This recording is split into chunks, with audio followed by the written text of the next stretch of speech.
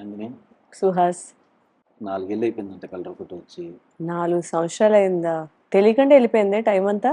మరీ ఘోరం అంటే మరి 4 ఇయర్స్ అయిపోతుంది అప్పుడే. ఏదో 1-2 ఇయర్స్ అయిన ఫీలింగ్ లో ఉంది బట్ నాకు ఆ ఫీలింగ్ కూడా లేదు. 4 ఇయర్స్ అయింది కదా కలర్ ఫోటో వచ్చి. అవును. సో కలర్ ఫోటో ముందు ఎలా ఉంది, కలర్ ఫోటో తర్వాత ఎలా ఉంది నీ లైఫ్? అసలు ఈ క్వశ్చన్ నేను నిన్ను అడగాలి ఫస్ట్ ఆఫ్ ఆల్. నువ్వు చెప్తావా ఫస్ట్? ముందు నేను యాంకర్ కదా, ఓకే ఓకే ఫస్ట్ కదా.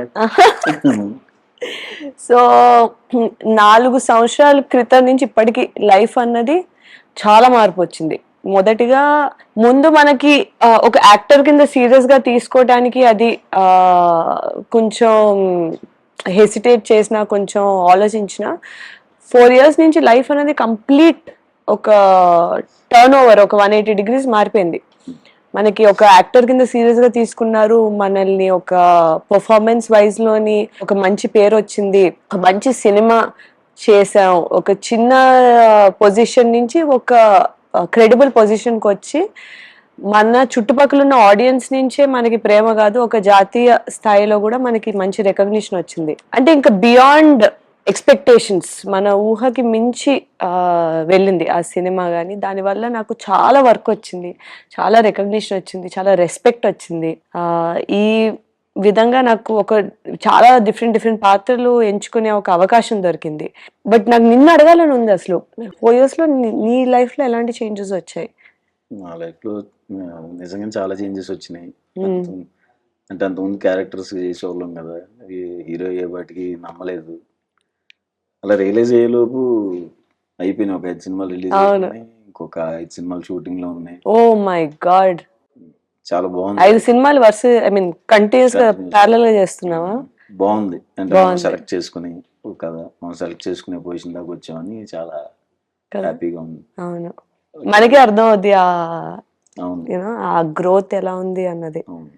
ఇప్పుడు కలర్ ఫోటో ముందు స్క్రిప్ట్ సెలెక్షన్స్ ఎలా ఉండేది మీది, తర్వాత స్క్రిప్ట్ సెలెక్షన్స్ ఎట్లా చేస్తున్నావు? కలర్ ఫోటో ముందుకి సినిమా చాయిస్లు మన దగ్గర ఫస్ట్ ఆఫ్ ఆల్ తక్కువ ఉండేవి, అవకాశాలు తక్కువ ఉండేవి, ఆపర్చునిటీస్ తక్కువ ఉండేవి. దాంట్లోని మనం ఏంటి సెలెక్ట్ చేసుకోవాలి అంత స్కోప్ ఉండేది కాదు. మనం కూర్చుని సెలెక్ట్ చేసుకునే, మనకు వచ్చిన దాంట్లోని ఎంచుకునే లాంటి ఒక పరిస్థితి ఉండేది. ఇప్పుడు ఏంటంటే మన కోసమే మైండ్ లో పెట్టుకుని కథలు రాసి మన వరకు వచ్చే ఒక స్థాయికి వచ్చింది. ఎందుకంటే నాకు కూడా తెలుసు, నిన్ను మైండ్ లో పెట్టుకుని ఎన్ని స్టోరీలు రాశారో నాకు తెలుసు, నాకు తెలియకుండా ఇంకెన్ని ఉన్నాయో.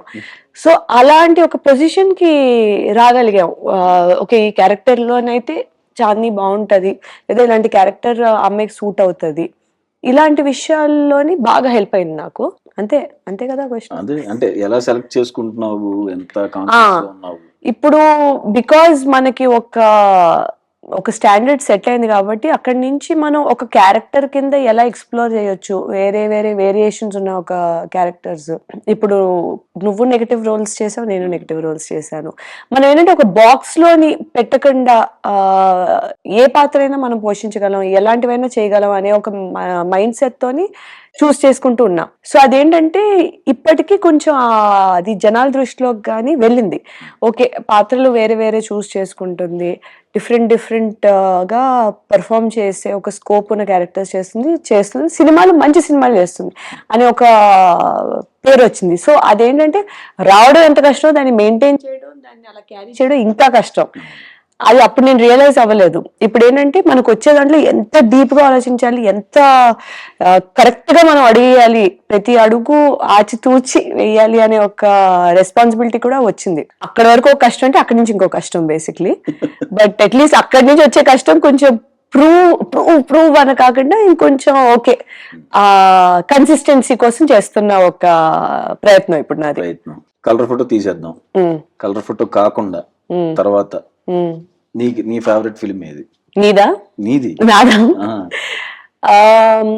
కలర్ ఫోటో తర్వాత ఇప్పుడు దాకా దీంతో ఇంక్లూడ్ అయ్యా?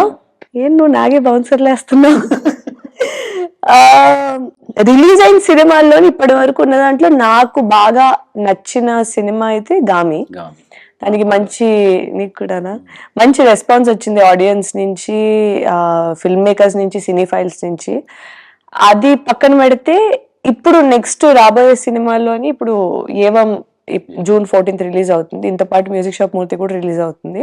ఏవం అనేది ఏంటంటే ఒక మంచి పవర్ఫుల్ క్యారెక్టర్ కదా, పవర్ఫుల్ గా కనిపించే క్యారెక్టర్. పవర్ఫుల్ లా కాదు, సినిమా చూస్తే మనకు తెలుస్తుంది కొంచెం వల్నరబిలిటీ అది షేడ్స్ ఉన్న రోల్ అన్నమాట. సో ఒక పోలీస్ క్యారెక్టర్ నీకు నేను తెలుసు కాబట్టి పర్సనలీ నీకు యాక్చువల్గా ఇదే సెట్ అవుద్ది.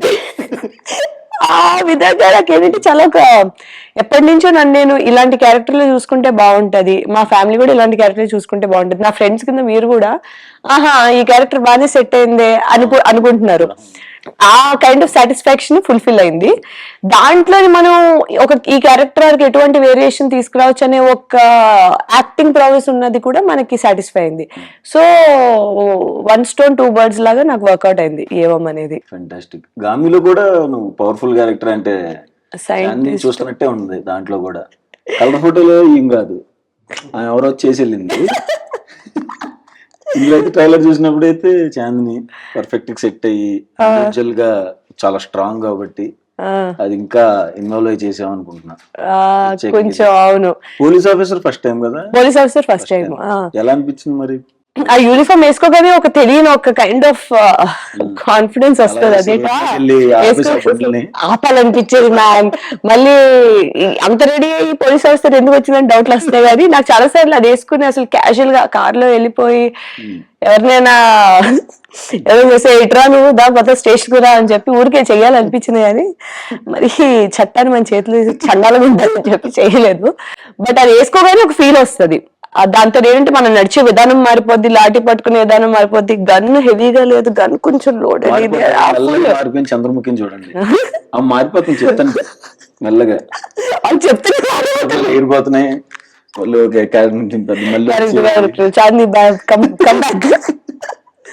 ఇంకోటి ఏంటంటే కలర్ ఫోటో తర్వాత ఎక్కువ నాకు వచ్చిన పాత్రలు ఎలాంటివి అంటే ఎక్కువ విలేజ్ గర్ల్, బాగా ట్రెడిషనల్, బాగా సాఫ్ట్ అలాంటి రోల్స్ ఎక్కువ వచ్చేవి. సో అది కంటిన్యూ చేస్తే ఇంకా టైప్ కాస్ట్ చేస్తారు కదా, అలాంటివి చేస్తా అని చెప్పి అందుకు అది బ్రేక్ చేయడానికి ఇంకా చాలా చూజీగా అలా లేని క్యారెక్టర్స్ చూస్ చేసుకోవడానికి కూడా ఎక్కువ నేను ప్రయత్నించాను. అది ఇంకొక మేజర్ పాయింట్ ప్లే చేసింది నా చాయిసెస్ లో. నైస్. లేకపోతే నిజంగానే అవును ఇంకా వరుసగా లంగా ఓని నేటితో రద్దయిపోని. అండ్ ఈ సినిమాలో ట్రైలర్ చూసిన తర్వాత అనిపించింది, అండ్ ఇంకో చెప్పారు మిగతా వాళ్ళు, శారీ వేసుకున్నావు బానే ఉంది, శారీలో బాగుంటావు కాబట్టి, బట్ శారీలో స్టంట్స్ చేసావంట కదా. అవును మ్యామ్, బాగోదేమో కదా నీకు పర్సనల్ గా? నాకు నిజంగా నాకు ఒక షార్ట్ గుర్తుంది. ఇలా చీరతోనే వెళ్ళి తన్నాలన్నమాట నేను అతన్ని. ఓకే నేను ఫ్లోలో ఈ కాలు ఎత్తేసా. ప్రాబ్లం ఏంటంటే చీరకి ఇంతే విత్తుంటది కదా, ఈ కాలు కూడా వచ్చింది దాంతో పాటు. ల్యాండ్ అనేది డైరెక్ట్. అలా చాలా సార్లు లైట్ గా ఆక్యుపేషనల్ హ్యాజర్డ్ ఇంజరీస్ అయ్యాయి. కానీ స్టంట్స్ విధంగా ఆ డైరెక్టర్ ఏంటంటే ఒక ఫెమినిన్ పవర్ చూపించడానికి చీరలో పెట్టారు ఫైట్. అది పర్ఫార్మ్ చేయడం యాక్చువల్లీ ఎంత కష్టం అనేది ఆ సీరియస్నెస్ నాకు అర్థం కాలేదు సెట్కి వెళ్ళినంత వరకు. చాలా సార్లు రెస్ట్రిక్షన్స్, మూమెంట్ రెస్ట్రిక్షన్స్ విపరీతంగా ఉండేవి చీర వల్ల. బట్ మరి దాంట్లోనే చెయ్యాలి. సో అది బాగా ఛాలెంజింగ్ అనిపించింది నాకు ఆ పార్ట్. ఎన్ని డేస్ పట్టింది అంటే శారీ మీద? 3 days. 3 days చేసాం. అది ఎంజాయ్ చేసావా బాగా స్టంట్స్? నేనా స్టార్టింగ్ లోనే ఎంజాయ్ చేశాను, తర్వాత తొందరగా ఇంటికి వెళ్ళిన తర్వాత పెయిన్స్ తెలిసి అంటే ఇంకా ఏం చేస్తే ఏంటంటే అన్ఎక్స్పెక్టెడ్ రెస్ట్రిక్షన్స్ అని. నేను మన ఎక్కువ చీరలోని చిన్న ఇక్కడి నుంచి అక్కడ ఫంక్షన్ నడవడాలే గానీ చీరల్లోని మనం ఇది చెయ్యం కదా. ఇక్కడేమో ఆ చీరలోనే మొత్తం చేయించారు. సో చాలా ఫిజికల్ రెస్ట్రిక్షన్స్, ఏమో పడిపోతానేమో అని మెంటల్ రెస్ట్రిక్షన్స్ తోని కొంచెం ఇబ్బందిగానే అనిపించింది. రేపు పొద్దున్న చూసేటప్పుడు అది కొంచెం ఏదైతే ఇంటెన్షన్ ఉందో అది వెళ్తే అది సరిపోద్ది, అంటే అట్లీస్ట్ ఒక ఫుల్ఫిల్లింగ్ అనిపిస్తుంది. యాక్షన్ పార్ట్ ఎంత ఉంది ఈ సినిమాలో? యాక్షన్ పార్ట్ బానే ఉంటది, అంటే ఎక్కువ ఉండదు. బేసిక్లీ మనం అనుకుంటాం కదా ఒక పోలీస్ క్యారెక్టర్ అనేటప్పటికి బాగా యాక్షన్ సీక్వెన్సెస్ ఇవి. ఈయన ఏంటంటే స్టోరీ దాని చుట్టూరుగానే తిరగకుండా కొన్ని ఎలిమెంట్ పాయింట్లు పెట్టారు మూవీలోని. ఆ పాయింట్స్ చుట్టూరుతో కూడా తిరుగుతూ ఉంటది. అదే టైంలో ఈ అమ్మాయి క్యారెక్టర్ సౌమ్య అనే క్యారెక్టర్ కొంచెం సౌమ్యంగా ఉండాలి, సౌమ్యంగా ఉంటూ ఒక పోలీస్ క్యారెక్టర్ చెయ్యాలి అనే ఒక మైండ్ సెట్ తో రాసిన ఒక పాత్ర ఇది. దీంట్లోని తిను ఎంత పోలీస్ రోల్ స్ట్రాంగ్ అనుకున్నా సరే ఒక వల్నరబుల్ క్యారెక్టరే. ఒక నెమ్మదస్తురాలు, ఒక వికారాబాద్ అనే ఒక చిన్న చోటులోని పుట్టి పెరిగి పోలీస్ అవ్వాలనే దాంతో వచ్చి ఒక సొసైటీ కాదు, ఇలా కాదు అంటే వాళ్ళకి అగెయిన్స్ట్‌గా నన్ను నేను కాపాడుకోగలను, నేను అవును ఆడపిల్లని అయితే ఏంటి అని ఒక క్వెషన్ చేస్తూ తను ముందుకెళ్తూ ఉంటది. కానీ ఆ వల్నరబిలిటీ ఫ్యాక్టర్, ఆ స్వీట్‌నెస్, ఆ క్యూట్‌నెస్ బిగ్గర్ దెన్ రియాలిటీ కాకుండా, అగెయిన్స్ట్ ద విండ్ కాకుండా ఒక నీట్‌గా girl next door character police అయితే ఎలా ఉంటదనే ఒక రియాలిటీలోనే ఉంచారు. ఓవర్ ద టాప్ స్టంట్స్ లేకుండా కొరత రియాలిటీగా ఉంటది. వెళ్ళిపోయి అలా ఉండదు. వికారాబాద్లో పట్టణం అయ్యే ఆహా! ఉండదు. లేదు అలా ఉండదు. బట్ ఎప్పుడు అవసరమో అప్పుడు తను స్టాండ్స్ తీసుకుని నించునే ఒక పాయింట్ కూడా వస్తది. అదేంటంటే క్యారెక్టర్ ఆర్క్ ప్రకారంగానే ఉంటది. మధ్యలో సడెన్‌గా తనకొచ్చేదు. ఓకే. మీకు స్లోగా బిల్డప్ అయిన తర్వాతే చూపిస్తారు. ఆ అమ్మాయి ఈ పొజిషన్‌కి ఎలా వచ్చింది అన్నది. మీకు ఓకే. స్టార్టింగ్‌లో చూపించకుండా. So, okay. నాకు అది కూడా కొంచెం రియాలిటీకి దగ్గరగా అనిపించి నచ్చింది నాకు ఆ character arc. Nice. And Navdeep అన్న ప్రొడ్యూసర్. హ్మ్. ఎలా అనిపించింది కొలాబరేషన్? సో, నీకు తెలుసు నవదీప్ మనకి ఫ్రెండే గాబట్టి, ఈ సినిమా గురించి ఫస్ట్ ప్రకాష్ గారు చెప్పినప్పుడు గూడా, తను ఫస్ట్ తనకి మైండ్‌లో నేనే వచ్చాను. ఎందుకంటే బయట మనకు తెలుసు కదా! సో, తను అనుకున్నాడు చాందిని అయితే బావుంటదని. ఆయన అప్పుడు కలర్ ఫోటో అది చూసారు. తను అనుకున్న క్యారెక్టర్‌కి, ఈ క్యారెక్టర్‌కి కొంచెం డిఫరెన్స్ ఉంది. మరి దీన్ని పుల్ ఆఫ్ చేయగలదా లేదా అనే డౌట్ కూడా ఎళ్ళింది ఆయనకి. ఓకే. ఎళ్ళినప్పుడు ఆయన అప్పుడు మన ఇంటర్వ్యూలు జూసారు. ఆ! అయ్యో! కలర్ ఫోటో అది నిజం కాదండి. ఇది నిజం అనుకున్నాను. అనుకుని ఇలా ఇదే కదా మనం చూస్తుంది క్యారెక్టర్ అనుకుని ఇంకా ఆయన ఇంటర్వ్యూస్ చూసి కన్విన్స్ అయ్యి నన్ను కాస్ట్ చేశారు. ఓకే. ఇంకా ఇట్ వాస్ ఈజీ. ఈ క్యారెక్టర్‌లోకి మనం వెళ్ళడం కొంచెం ఈజీగానే అయిందనమాట. అంటే ఇప్పుడు నువ్వు ఫ్యామిలీ డ్రామాలోని కష్టపడి చేసినట్టు కాకుండా నాకు కొంచెం ఈజీగా ఎళ్ళిపోయాను నేను దీంట్లో మన క్యారెక్టర్ కాబట్టి. అంటే జనరల్‌గా కలర్ ఫోటో అంతే. సినిమా చూసి ఛాన్సులు రావాలి. జనరల్‌గా సెలెక్ట్ చేస్తారు. ఈ సినిమా ఇందులో బా చేశాం. ఇంటర్వ్యూలు చూసి సెలెక్ట్ చేయటం నాకు తెలిసి ఈమెను అనుకుంటా. ఇదే ఫస్ట్ టైమ్ అనుకుంటా. ఇంటర్వ్యూలు చూసి ఇంటర్వ్యూలు కూడా ఇంత ఇంపార్టెంట్ ఉంటాయని చెప్పి నాకు అప్పుడే తెలిసింది. అంటే ఈ సినిమా ఏదన్నా రియల్ ఇన్సిడెంట్‌కి ఏమన్నా సంబంధం ఉందా? డైరెక్టర్‌కి సంబంధించింది లేకపోతే ఫిక్షనా? డైరెక్టర్‌కి సంబంధించి రియల్ ఇన్సిడెంట్ ఏం లేదు గానీ, కొన్ని పాయింట్స్ ఏవైతే ఉన్నాయో అవి డెఫినెట్‌లీ మన చుట్టుపక్కల మనం విన్న ఒక పాయింట్స్‌ని ఒక ఎక్స్‌ట్రీమ్ సెన్స్‌లో ఎలా కనిపించొచ్చు. ఓకే. ఈ ట్రైలర్ చూసుంటే దాంట్లోని నాదో డైలాగ్ ఉంటది. "పొట్టి బట్టలేసుకుంటే చంపేసినా తప్పు హ్మ్. లేదా" అని. అవును. ఇప్పుడు ఇది డైరెక్ట్ ఏదో ఒక దాని నుంచి తీయక్కర్లేదు. బట్ ఇలాంటి సన్నివేశాలు మనం చూస్తున్నాం గదా! ఎక్కడో ఎవరో అమ్మాయి ఒక షార్ట్ డ్రెస్ ఏసుకొని ఎక్కడో వెళ్తే తన్ని చంపేస్తే విక్టిమ్ బ్లేమింగ్ లాంటివి జరుగుతూ ఉంటాయి. ఆ అమ్మాయి మరి ఆ టైంలో ఆ బట్టలేసుకొని ఎందుకెళ్ళిందని. సో, ఇలాంటి కొన్ని పాయింట్స్ మేము అంటే దాన్ని ప్రత్యేకంగా చూపించకుండా స్టోరీలోని జస్ట్ ఫ్లోలోని ఓకే. క్యాజుయల్‌గా చూపించినట్టు చూపిస్తాం మేము. ఓకే. సో దట్ దాని మీద ఎక్కువ హైలైట్ ఉండదు గానీ, ఆ పాయింట్ రిజిస్టర్ అయ్యేలాగా. సో, ఇలాంటి కొన్ని పాయింట్స్ మనం చుట్టుపక్కల జరిగిన వాటి నుంచి పెట్టాము. But overall it's a fiction story. Okay. హ్మ్. అంటే ఇది ట్రైలర్‌లో చూసినప్పుడు ఎవరో సైకో కిల్లర్ ఉన్నాడు. హ్మ్. వింత వింతగా చూస్తున్నాడు. కొంచెం తేడాగా ఉన్నాడు అతను. ఏముంటది ఆయన సైకోకి సంబంధించిన ఆయనతో అంటే ఎంతవరకు ఉంటది ఆ క్యారెక్టరు?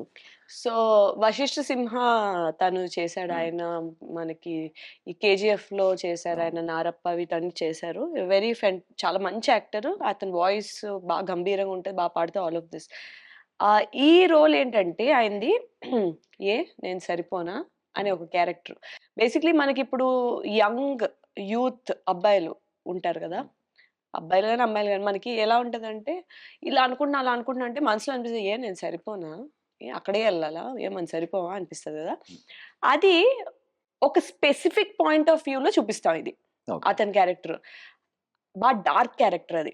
ఓకే. కానీ రిలేటబుల్ క్యారెక్టర్. అసలు ఆ బ్యాలెన్స్ బాగా ప్లే చేశారు. మా డైరెక్టర్ ప్రకాష్ గారు.